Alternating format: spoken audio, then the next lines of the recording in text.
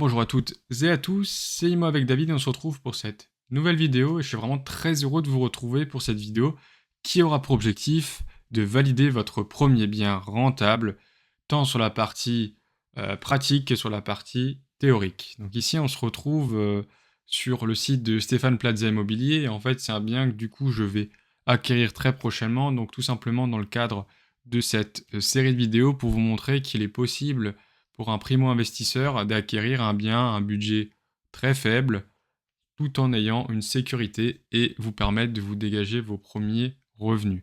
Donc ce bien s'inscrit dans une logique d'investissement pour commencer, je le précise, donc c'est un investissement qui sera fait en nom propre et suivi et argumenté du coup avec tout ce que je vais vous montrer dans cette vidéo, notamment appuyé à travers un calculateur pour vous calculer votre rentabilité.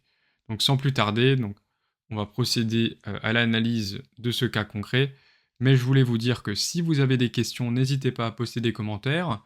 Vous avez dans la première ligne de la description mon adresse mail, donc vous pouvez me joindre à n'importe quel moment, et ce sera un très grand plaisir de pouvoir répondre à vos questions.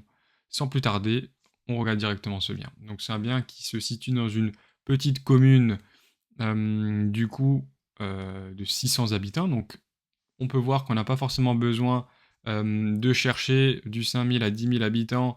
En tout cas, moi, personnellement, investisseur qui est déjà investi et qui connaît très bien mon marché, je sais qu'il y a une très grande demande locative, mais pour autant que derrière, il n'y a quasi pas d'offres. Donc ici, on est sur une classe d'actifs d'un appartement, une pièce type studio de 24 mètres carrés. Et on peut regarder aussi du coup la fiche synthétique du bien. On est sur un bien avec des honoraires de 6 000 €, ça c'est ok. On est sur des charges relativement faibles de 360 € par an. Donc ces charges-là sont imputables en partie au locataire. Donc on ne viendra pas payer l'entièreté des charges. On a une taxe foncière de 280 €. Et du coup, un DPE ici qui est sur la lettre E. Donc ce DPE, je l'ai réceptionné, je sais exactement quel poste il va falloir faire pour pouvoir aller chercher cette lettre D. Qui dit DPE dit audit énergétique, donc ça c'est très important à savoir. Si vous avez un DPE, il faudra du coup que vous ayez un DPE projeté, que vous puissiez envoyer soit à votre courtier ou à la banque pour vous dire et spécifier les postes de dépenses potentiellement que vous aurez pour éviter cette passoire énergétique. Car oui, la lettre E aujourd'hui fait partie de la passoire énergétique et en 2034 normalement ne pourra plus être mise en location. Donc c'est pour ça que je vous dis vraiment visez cette lettre D. C'est pas pour vous embêter, mais c'est pour vous éviter de potentielles problématiques, même s'ils sont en train de rediscuter de ces DPE auprès du ministère, etc.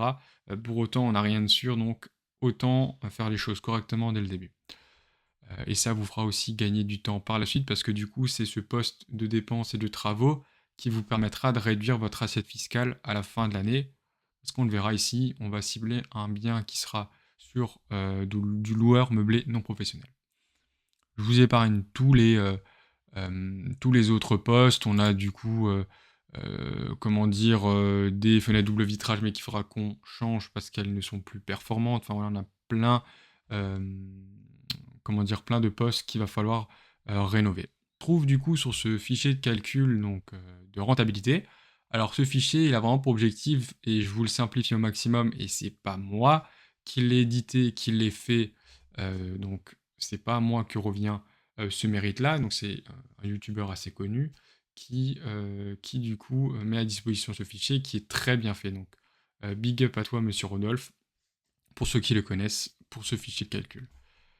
Ici, ça nous permettra vraiment de savoir à la fin si notre bien il est dit rentable ou pas. Moi, je mets jamais en fait pour commencer ces premiers items ici, je vais juste renseigner tout ce qui sera noté en jaune. Ok. Alors, on viendra renseigner dans un premier temps le taux d'occupation par mois. Donc ici, il sera loué 11 mois par an. Donc pourquoi 11? Parce que je suis toujours un peu conservateur sur mon bien en me disant qu'il peut y avoir un mois de vacances locatives. Même si mon bien, j'ai mis une annonce immobilière et j'ai énormément de demandes, pour autant, généralement, les gens peuvent avoir un mois de préavis pour du meublé et on n'aura pas toujours des jeunes actifs qui pourront directement venir se positionner sur la location quand un locataire le reprendra. Voilà. Donc on a ce coefficient d'amortissement qui lui est fixe, donc on ne va pas en parler. Donc c'est ce que vous pourrez amortir par an pour votre bien et ce qui créera en partie ce déficit foncier. Et ce déficit vous permettra du coup d'équilibrer la balance en termes de recettes, donc ce que vous gagnez et ce que vous allez dépenser pour annuler l'imposition. On est sur une durée d'emprunt ici de 25 ans, donc j'ai réussi à avoir un financement de 25 ans à un taux de 3,1%. Donc c'est un taux qui est très bon. Si vous voulez, donc le lien ici, vous pouvez cliquer dessus. Donc on arrive directement sur la page meilleur taux. Ici, vous va pouvoir vous dire très simplement comment est-ce que vous vous situez sur du 15 ans, du 20 ans ou du 25 ans avec le taux qu'on a ici à 3,15 qui est excellent. Moi j'ai du 3,10, donc on est vraiment très bien positionné. 1,335, etc. Donc tout ça, je vous laisse l'étudier de votre côté. On vient du coup sur cette page et là du coup c'est important. Donc la provision pour travaux ici, je vais mettre un, c'est du meublé, mais par expérience le 1 suffit parce qu'on n'est pas sur une colocation ou un très fort taux de dégradation, connaissant le profil de locataire que j'ai versus le risque. Donc je vous conseille de mettre 1 à 1,5 pour une location meublée. Le montant de l'apport ici, j'ai réussi à me faire financer sur 25 ans avec 0% d'apport, donc on appellera ça un financement à 110%. Donc j'ai vraiment eu un dossier assez solide, j'ai des partenaires qui sont très bons, j'entretiens un climat avec mes partenaires depuis un certain temps, donc c'est ce qui me permet vraiment aujourd'hui encore en 2025 d'avoir un financement à 110%. Encore une fois, je ne dis pas que c'est ce qu'on va chercher pour le premier investissement, pas du tout. Moi j'ai commencer à mettre de l'apport dedans, à rassurer les banques, etc. Mais en tout cas, pour cet apport-là, il est de 0. Maintenant, si vous voulez, je peux vous mettre une simulation sur un apport à 5 000 euros. Globalement, on prend un montant comme ça. On dit qu'on a à peu près entre 5 et 10% d'apport. C'est plutôt pas mal. Ça va rassurer votre banque ou votre courtier. J'ai une situation bancaire plutôt bonne, donc ça aussi, ça joue dans la balance. C'est pas mon premier investissement, etc. Ici, je vous mets du 5 000 euros d'apport, en 5 à 7 000 euros, on peut mettre, si vous voulez. C'est d'autant d'argent, si vous en avez et que vous voulez placer, qui vous permettront de travailler et de faire des, entre guillemets, des petits tous les ans. Voilà. On est sur une enveloppe de 42 300 euros, prix négocié, frais d'agence inclus. Donc j'ai ici pu négocier 9% par rapport à ce bien. On a des travaux estimés donc à 15 000 euros, 3 500 euros de frais d'aménagement, de meubles, etc. Différentes choses que je vais pouvoir mettre dedans pour meubler ma colocation, ma location. Et voilà, donc ici je renseigne toujours le prix final négocié. C'est plus simple pour moi et ça vous calcule directement les frais de notaire réduits, en sachant qu'ici je ne paierai pas 4 700 euros, mais je paierai moins parce que du coup j'ai intégré la part de mobilier qui est déjà existant pour faire descendre ces frais de notaire. Donc ça aussi c'est une astuce si vous voulez, demandez toujours à ce qu'ils vous mettent le mobilier dans le compromis et dans l'achat pour faire réduire un peu ces frais de notaire, même si ce ne sera pas des milliers et des cents, mais c'est toujours 2, 3, 400, 500 euros d'économiser à la fin. En termes de charge d'immeuble, on a vu que du coup on était à peu près à 280, mais on va le ramener du coup sur une logique locataire, donc on sera à peu près à 150 euros, ce qui est relativement très faible parce que c'est un syndic bénévole. Donc voilà, j'ai aussi cherché quelque chose avec des charges très faibles pour pouvoir éviter ce surplus de charges et réduire le cash flow. On verra déjà sur ce bien, il ne sera pas très élevé, mais pour autant, il a pour but de rassurer les banques, comme je le dis, et de vous faire la main sur un bien avec un risque maîtrisé. On est sur une taxe foncière de 280 euros, c'est ok. Pour ce type de bien, c'est même plutôt un peu sur la moyenne haute, mais c'est plutôt pas mal. Une assurance PNO, donc propriétaire non occupant de 150 euros, et une provision pour charge ici d'à peu près 600 euros, qui est l'équivalent du loyer que l'on percevra par an. Donc, du coup, ça vous prémunira des dégradations de différentes choses, donc mis bout à bout, sur 10 ans, ça fait 6 000 euros. Donc 6 000 euros, c'est plutôt une bonne enveloppe pour vous dire que vous pouvez refaire la peinture, changer 2-3 éléments de mobilier, une télé, etc. Tout ça, quand c'est prévu, c'est toujours plus simple que de le subir à la fin. Donc mettez bien cet argent de côté, ça vous permettra en cas de coup dur d'y faire face.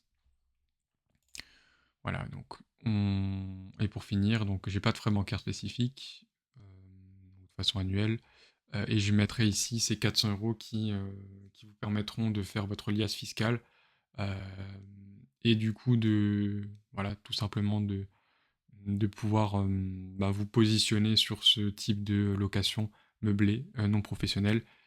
Je vous le conseille ici, on le verra tout de suite dans le graphique, la location meublée non professionnelle dite au réel.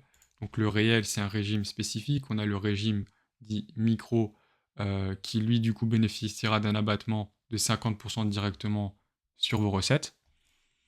Donc ici c'est plutôt pas mal, on voit qu'on en a un peu plus, mais pour autant le régime donc du réel vous permet sur une durée plus longue de payer moins d'impôts parce que vous allez déduire toutes les charges que vous aurez, donc notamment les travaux, etc., et que vous allez pouvoir les amortir dans le temps.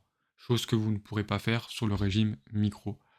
Et ici, on ne parlera pas de SCI à l'IS ou à l'impôt sur les revenus ou différents autres montages, tout simplement parce que c'est pas la question de la vidéo, l'objet de la vidéo. Donc, voilà. En tout cas, ici, on peut voir qu'on a un cash flow positif de 1280 € environ, hein, avec le fonds travaux prévu. Donc, entre guillemets, on provisionne des aléas déjà, donc on pourrait être plus élevé, mais on est sur quelque chose qui s'autofinance et qui nous dégage même une centaine d'euros par mois, net, je dis bien. Pourquoi? Parce que ici, on vient prendre, on peut voir ici, on vient prendre directement un régime, on va dire, niché et spécifique du loueur meublé non professionnel qui nous permet d'éviter toute imposition. Voilà. Donc si vous avez aimé la vidéo, n'hésitez pas à mettre le pouce bleu, à commenter, et un grand plaisir du coup pour vous retrouver sur une prochaine vidéo. Allez, salut tout le monde!